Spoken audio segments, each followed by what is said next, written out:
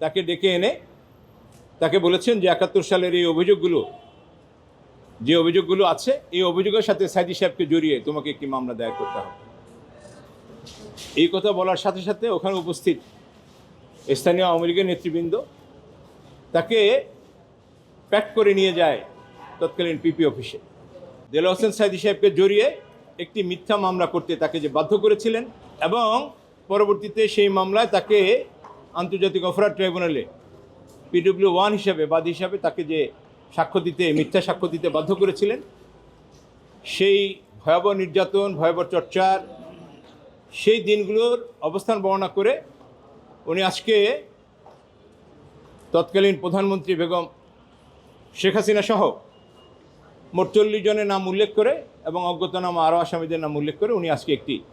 FIR, একটি অভিযোগ আন্তর্জাতিক অপরাধ ট্রাইব্যুনালে দায়ের করেছে। সাবেক প্রধানমন্ত্রী শেখ হাসিনা সহ 40 জনকে আসামি করে উনি আজকে আন্তর্জাতিক অপরাধ ট্রাইব্যুনালে একটি এফআইআর লঞ্চ করেছে, অভিযোগ দায়ের করেছে। এই সাথে আমরা PW6 যিনি আজকে এখানে আপনাদের সামনে আছেন, PW7 মাহতাবউদ্দিন হাওলাদার এবং আলতাফ হাওলাদার দুজনে আজকে এখানে আছেন এবং আরও একজন সুমন মিস্ত্রি, তিনিও এখানে আছেন। এরা সহ আজকে আমরা যে অভিযোগটি দায়ের করেছি, অভিযোগ দায়েরের মূল সারবস্তা হচ্ছে এই যে 2009 সালে পিরোজপুর আসনের এমপি, পিরোজপুর জেলা আওয়ামী লীগের তৎকালীন সভাপতি মিস্টার আব্দুল আউয়াল তাকে ডেকে এনে তাকে বলেছেন যে ৭১ সালের এই অভিযোগগুলো আছে, এই অভিযোগের সাথে সাইদি সাহেবকে জড়িয়ে তোমাকে একটি মামলা দায়ের করতে হবে। তিনি বলছেন যে আমি মুক্তিযোদ্ধা কমান্ডার হিসাবে, একজন মানুষ হিসাবে আমি যতটুকু জানি 1971 সালের বীর মুক্তিযোদ্ধা হিসাবে এই ময়দানে আমি যুদ্ধ করেছি মেজর জলিলের নেতৃত্বে 11 নম্বর সেক্টরে। সাইদি সাহেব কোনোভাবে এখানে ছিলেন না, সো সাইদি সাহেবের নাম যোগ করে আমি কোনো অভিযোগ দায়ের করতে পারবো না। এই কথা বলার সাথে সাথে ওখানে উপস্থিত স্থানীয় আওয়ামী লীগের নেতৃবৃন্দ তাকে প্যাক করে নিয়ে যায় তৎকালীন পিপি অফিসে। ওই সময়ের পিপি সাহেব এবং অন্যান্য সরকারি আইনি কর্মকর্তারা সহ আওয়ামী লীগের যে বাহিনী তার উপর যে নির্যাতন করেছিলেন তিনি তার এজাহারে এই বর্ণনাগুলো দিয়েছেন যে এভাবে দীর্ঘ সময় ধরে নির্যাতন করে জীবননাশের হুমকি রেখে তার মাথায় পিস্তল ঠেকিয়ে তাকে বাধ্য করেছে সাইদি সাহেবের বিরুদ্ধে এই মামলাটি করতে। পরবর্তীতে এই মামলাটি আন্তর্জাতিক অপরাধ ট্রাইব্যুনালে যখন বিচারের জন্য আসে, এই বিচারের জন্য একইভাবে তাকে আবার সাক্ষ্য দেওয়ার জন্য তাকে বাধ্য করে। উনি অপারগতা প্রকাশ করলে ওনার উপরে যে ভয়াবহ নির্যাতন হয়, ওনাকে দীর্ঘ সময় ধরে এখানে এনে যে কথিত সেফ হোম যাত্রাবাড়ি থানার অধীন গোলাপবাগের সেই সেফ হোমে তাকে দীর্ঘদিন রেখে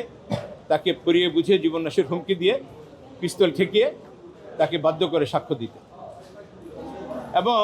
অন্য দুজন সাক্ষী আজকে যারা এখানে আপনাদের সামনে উপস্থিত আছেন, PW6 এবং PW7 হিসেবে তাদেরকেও একইভাবে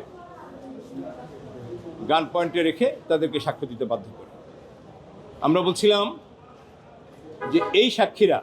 যখন সাক্ষ্য দিয়েছে এবং ওই সময়ে তাদেরকে সেফ হোমে রেখে তাদের উপরে যারা ওই প্রসিকিউশন টিম, তদন্ত সংস্থা,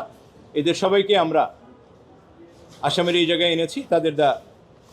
এজাহারে বাদীর বক্তব্য অনুসারে। এবং তাদের আজকে যে অনুশোচনা, যে বক্তব্য, যে অবস্থান, যে তাদেরকে কোনো সময় এই সেফ হোমের একটি পর্যায়ে তাদেরকে এই ট্রাইব্যুনাল দেখতে নিয়ে আসা হয়েছিল। তখন ওই সময়ের যারা বিচারের দায়িত্বে ছিলেন